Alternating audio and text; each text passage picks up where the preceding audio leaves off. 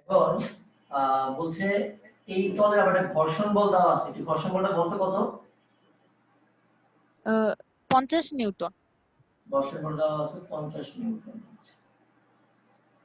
আর এখানে একটা maybe angle দেওয়া আছে, কত ডিগ্রি? হ্যাঁ 60 ডিগ্রি। 60 ডিগ্রি দেওয়া আছে। আচ্ছা, এই হাইটটা মেবি দেওয়া আছে, হাইটটা কত না স্যার, এই হাইটটা তো দেওয়া নাই। দেওয়া আছে? বলা হয় না না, দেওয়া নাই। এবি দেওয়া মানে আহ, নিচেরটা এ, উপরেরটা বি। বাম সাইডের কোনটা, হ্যাঁ এ, উপরেরটা বি, ওইটা দেওয়া হচ্ছে গিয়ে 4 মিটার। 4 মিটার। ওকে, ঠিক আছে। আর এটা কি সি আর ডি? হ্যাঁ হ্যাঁ, সি আর ডি। বিসি দেওয়া 1 মিটার। বিসি দেওয়া 1 মিটার। ওকে, এটা কত কাজ? আর সিডি সিডি দেওয়া 5 মিটার। সিডি 5 মিটার দেওয়া আছে। সিডি 5 মিটার দেওয়া আছে। কোশ্চেনটা ছিল ঘ নম্বরে যে ওই একটা বালক সিডি তল বেয়ে নিচের দিকে নামতেছে, বালকটা গড়ায় পড়তেছে। এখন বলছে এই যে বালকটার যে ত্বরণ, অর্থাৎ যে নিচে যে পড়তেছে বালকটার যে ত্বরণ, সেই ত্বরণটা অভিকর্ষণ ত্বরণের চেয়ে বেশি হবে না কম হবে, এটা চাইছে। মানে এই যে বালকটা যদি গড়ায় পড়তেছে, তার জন্য তার ত্বরণটা বের করতে বলছে, মোটটা ত্বরণ। এখন আমাদের প্রবলেমটা যেটা অঙ্কের মধ্যে সেটা হচ্ছে, যদি তুমি না বোঝো যে এখানে ঘর্ষণ বল আছে, তবে প্যাচটা লাগিয়ে যাবে অঙ্কের মধ্যে। এখানে যে ঘর্ষণ বল আছে এই কনসেপ্টটা মাথায় রাখতে হবে। নরমালি আমাদের যে কাজগুলো আমরা কি করি, আমরা নরমালি যখন করছি যে এটা একটা তলের উপর আনত এম ধরনের একটা বস্তু, খেয়াল করবা এটা হচ্ছে প্রতিক্রিয়া বলা।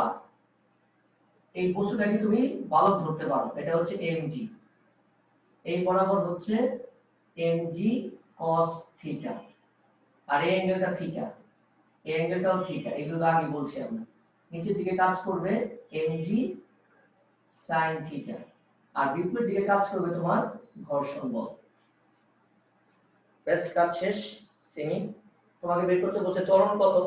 তো যেহেতু এই বালকটা নিচের দিকে গড়ায় পড়তেছে, তাহলে আমাদের নেট ফোর্স কত হবে? mg sin theta minus fk। আর নেট ফোর্স মানে কি m ইনটু a।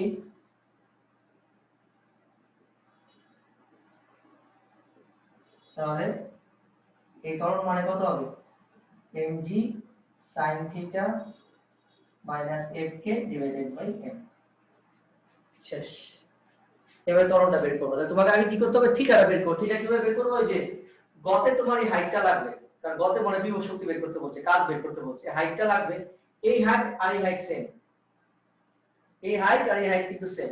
তো এইটুক তুমি বললা 5 মিটার, এই হাইটটা দেওয়া আছে, এখান থেকে অ্যাঙ্গেলটা বের করবা, কাজ শেষ। তো এখান থেকে ত্বরণ বের হবে, যেটা অবশ্যই কি হবে, ত্বরণটা কি হবে? জি এর চেয়ে ছোট হবে, অভিকর্ষ ত্বরণের চেয়ে কম আসবে এই ত্বরণটার মান। দেখো বুঝতে পারছো কিনা সিম?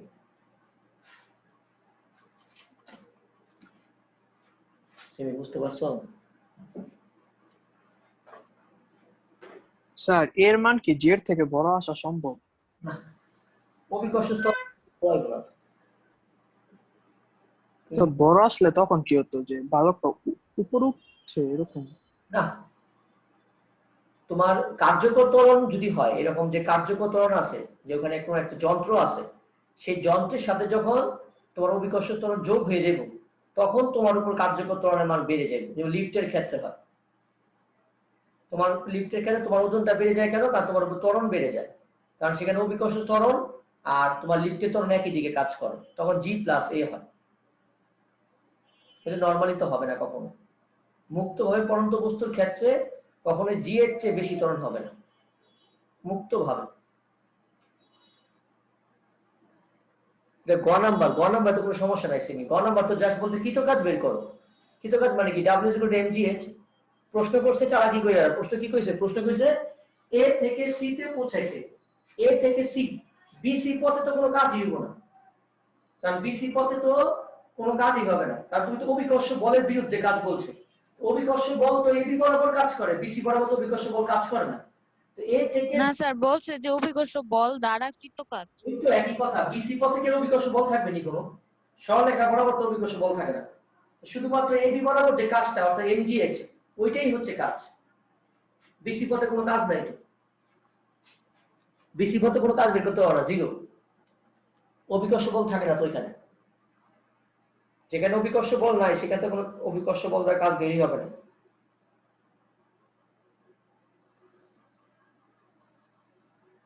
বুঝতে পারছো কথা? এই যে আবার গ্রুপে কি কোশ্চেন দিতে দেই সেটা এখান থেকে দেখতে হবে।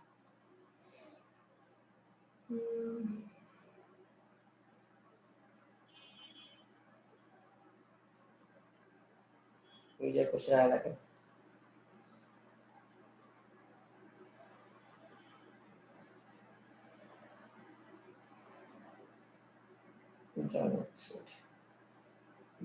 নেটওয়ার্ক অনেক প্রবলেম। এটা কি হয়েছে বলো? বি বিন্দুতে ব্লকটার গতিশক্তি বের করবা। বি বিন্দুতে ব্লকটার গতিশক্তি বের করবা, এটা পারবা না? এটা হচ্ছে স্যার ঘ নাম্বারটা একটু করায় দেন। নাম্বার কি পারো না? নাম্বার কি হইছে?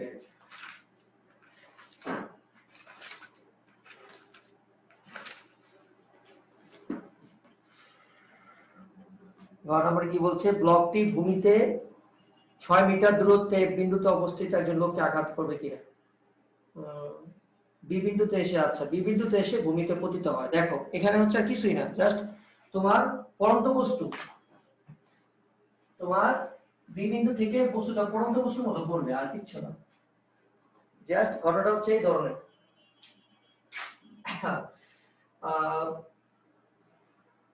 বি বিন্দুতে এসে ভূমিতে আঘাত করে মানে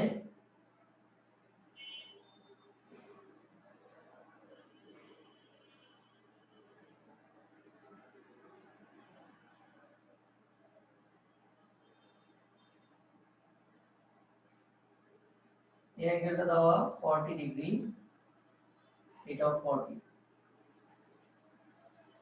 আর এখানে একটা 2 কেজি ভরের ব্লক ছিল এবং সে যেটা পড়তাছে এটা হচ্ছে বি, এটা ডি, এটুক হাইট হচ্ছে সি, এই হাইটটা হচ্ছে এফ, এটা 6 মিটার, আর পুরোটা হাইট হচ্ছে 20 মিটার।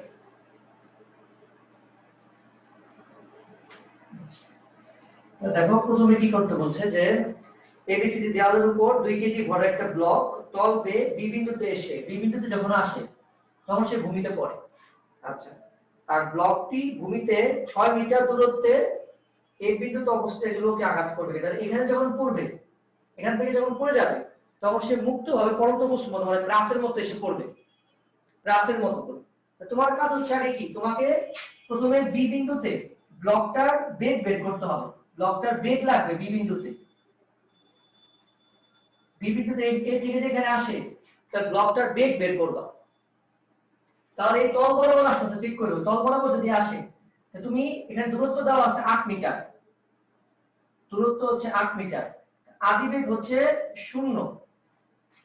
তাহলে প্রথমে জি এর মান বের করতে হবে। জি কত? এই কোণটা 40, এই কোণটা 90, তাহলে 90 আর 40 হচ্ছে কত? 130। তাহলে এটা হবে কত? 60 নাকি? তাই না? নাকি কি কইলাম? সরি 50। 40 90 50। তাহলে আমাকে এই তল বরাবর জি রূপ অংশ কত হবে বলো? তল বরাবর জি রূপ অংশ কত? কথা কি বোঝা যায়? না বোঝা যায় না? স্যার জি cos 50। জি cos 50। জি cos 50, এটা করে দিকে এত সময় লাগে দেবো।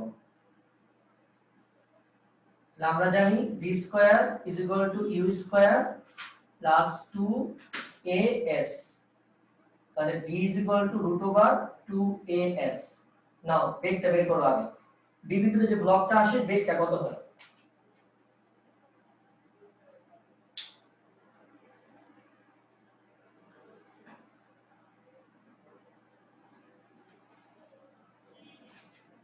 কত লিখছে? 10। রুট করার পর 10 আসে? 10।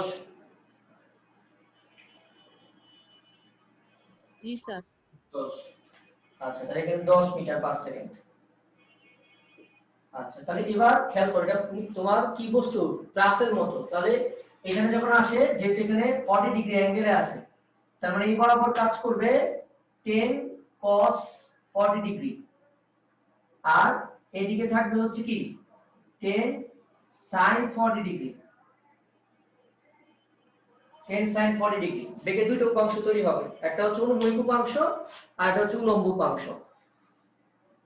আর বলছে 6 মিটার দূরে আঘাত করবে কে, তাহলে তোমাকে কি করতে হবে, প্রথমে এই যে এইটুক দূরত্বটা বের করতে হবে, x এর মানটা বের করতে হবে, x এর মানটা। তাহলে x এর মানটা যে বের করবা, তোমার আগে কি বের করতে হবে, y বের করতে হবে, y এই দূরত্বটা লাগবে। দেখো এই দূরত্বটা বের করা যাবে কিনা, চেক করো তো, এই দূরত্বটা বের করতে পারবো কিনা আমরা।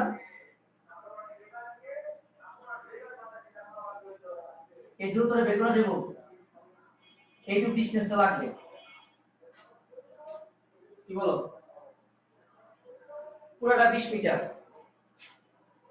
পুরোটা হচ্ছে 20 মিটার, এইটুক হাইটটা লাগবে। কিভাবে বের করব বলো?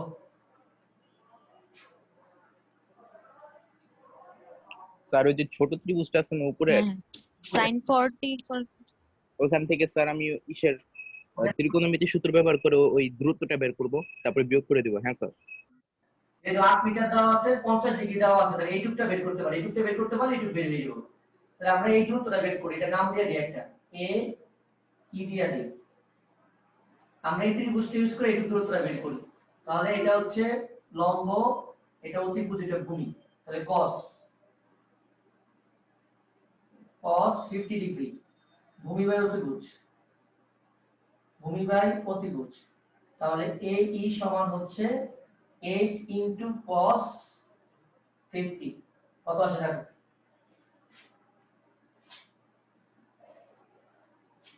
এই মানটা কত আসে, 5.14। 5.14 মিটার। তাহলে এইটুক ডিসটেন্স কত, এই সিবি, সিবি কত হবে, 14.86। 14.86, ওকে, 14.86 মিটার, ঠিক আছে।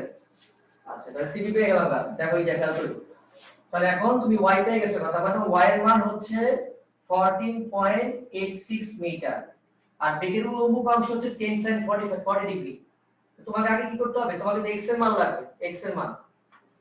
তাহলে আমরা কি করি, প্রথমে t বের করি।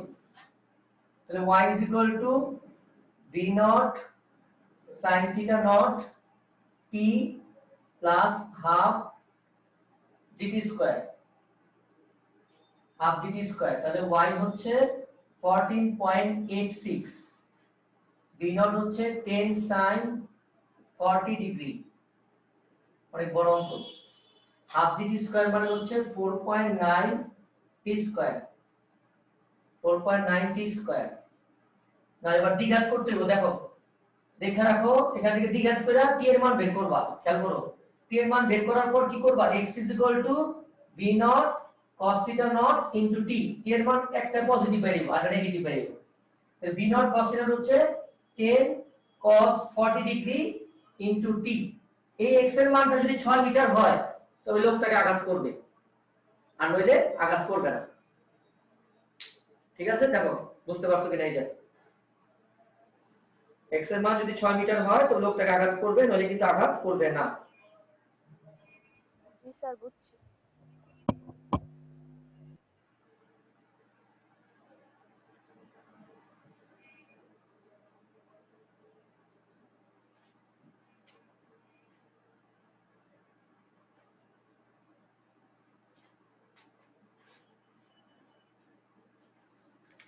তাহলে দেখো এখন কথা হচ্ছে আমার, তোমরা এই কয়দিন বাসায় পড়ো, এই কয়দিন বলতে ধরো আমরা 30 তারিখ আলটিমেট আমরা বললাম যে 30 তারিখ মতো বাসায় আমরা পড়ি। তারপর যদি সরকার অবস্থা ভালো না করে, মানে যদি লকডাউন না উঠে দেয়, তবে আমরা পরীক্ষা, কিছু পরীক্ষা আমরা অনলাইনে শুরু করব। মানে অনলাইনে আগের মতো, যে আসলে ওইটা অতটা ভ্যালুলেস পরীক্ষা বলা যায়, শুধু তোমাদেরটাই অনলাইনে শুরু করব।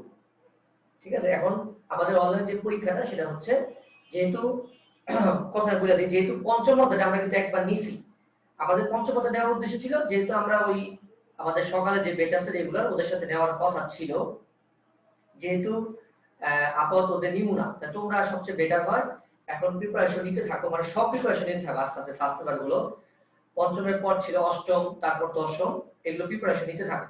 দশম তো আমরা পরীক্ষা ও দশম তো পরীক্ষা নিয়ে ফেলছি আমরা, সরি। আর অষ্টমটা বাকি রয়েছে, এখানে পঞ্চম আর চতুর্থ, মানে বলা যায় অষ্টম আর চতুর্থ বাকি আছে। তাহলে এগুলো প্রিপারেশন নাও, আর সেকেন্ড পেপার এগুলো প্রিপারেশন নাও। তারপর যদি আমাদের ধরো 20-30 তারিখের পর খুলে দেয়, তবে আমরা একটা রুটিন দিয়ে দেবো পরীক্ষা।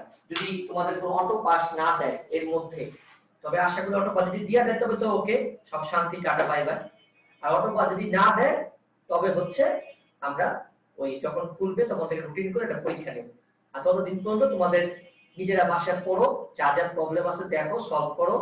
আর ওদের যে রেগুলার বেসিক ক্লাস আছে ওটা দশম অধ্যায় পড়াইতেছি, দশম অধ্যায় পড়ানোর পর যদি সময় থাকে তাপ প্রতিযোগিতা পড়াবো, অনলাইনে হোক অফলাইনে হোক। আপাতত ওদের দশম অধ্যায় পড়াচ্ছি, দশম অধ্যায় তোমার বুধবার পড়াইতেছি। তাহলে স্যার বলো।